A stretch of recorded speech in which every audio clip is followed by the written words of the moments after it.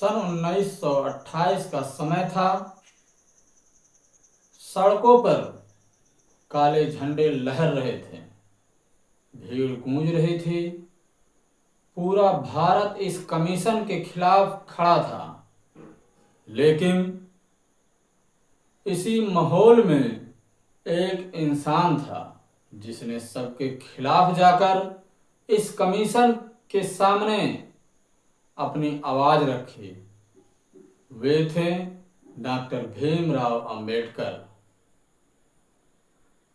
इस वीडियो में हम जानेंगे सिमोन कमीशन का गठन कैसे हुआ, अंबेडकर का अलग रुख क्या था, दलितों की आवाज लंदन तक कैसे पहुंची और इसका क्या असर हुआ। तो वीडियो के अंत तक जरूर बने रहिए। पहला, सिमोन कमीशन का गठन 1927 में ब्रिटिश सरकार ने सिमोन कमीशन बनाया। इसका मकसद था भारत में आगे होने वाले संवैधानिक सुधारों पर रिपोर्ट तैयार करना। लेकिन समस्या यह थी कि इस पूरे कमीशन में एक भी भारतीय सदस्य नहीं था। यानी भारत की किस्मत का फैसला ब्रिटिश ही करेंगे। कांग्रेस और ज्यादातर भारतीय नेताओं ने इसे राष्ट्रीय अपमान कहा और 1928 में जगह जगह विरोध प्रदर्शन हुए। काले झंडे, भीड़ और गगनभेदी नारे। सिमोन गो बैक, अंबेडकर का अलग रुख। जहां पूरा देश इसे केवल अपमान मान रहा था, वहीं अंबेडकर ने इसे अवसर माना। उन्होंने साफ कहा, अगर कोई सुनने आया है तो हमें अपनी समस्याएं बतानी चाहिए, ना कि दरवाजा बंद कर देना चाहिए। यानी जहां बाकी नेता सिर्फ विरोध में लगे थे, अंबेडकर ने सोचे ये मौका है दलितों की आवाज अंग्रेजों तक पहुंचाने का। नंबर 3, दलितों की आवाज सीधे लंदन तक। अंबेडकर ने सिमोन कमीशन के सामने हाजिर होकर दलित समाज की सच्चाई बयान की।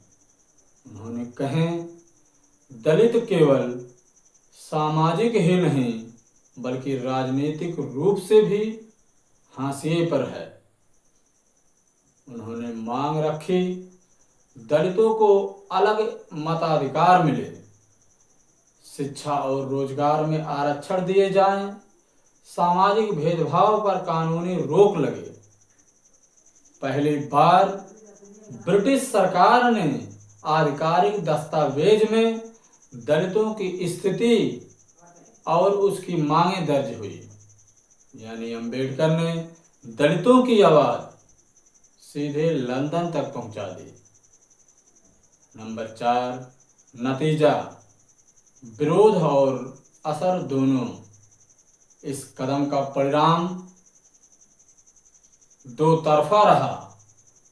कांग्रेस और ऊंची जात के नेताओं ने अंबेडकर पर आरोप लगाया कि वो अंग्रेज के समर्थक हैं। लेकिन सच्चाई यह थी कि उनकी गवाही ने दलित आंदोलन की नींव मजबूत कर दी।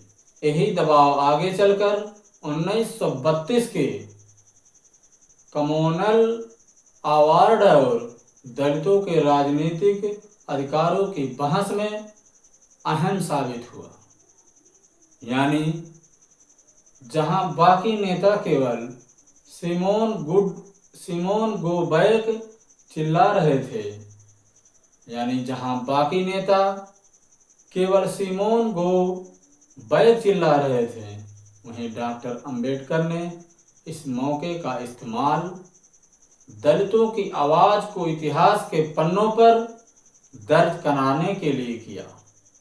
सिमोन कमीशन सिर्फ विरोध का मौका नहीं था, अंबेडकर ने इसे दलितों की आजादी के लिए एक मंच में बदल दिया। कभी कभी क्रांति काले झंडों से नहीं, कलम और तर्क से होती है। अगर आप मानते हैं कि सच नेता वो है जो हर मंच पर अपने लोगों की आवाज बना सके, तो कमेंट में लिखें जय भीम, सच जिंदाबाद। वीडियो को शेयर करें और सावधान भारत सीरीज को सब्सक्राइब करें ताकि इतिहास का असली चेहरा सामने आए। इस वीडियो से आपने क्या सीखा? अंबेडकर ने अवसर देखकर मंच का इस्तेमाल किया।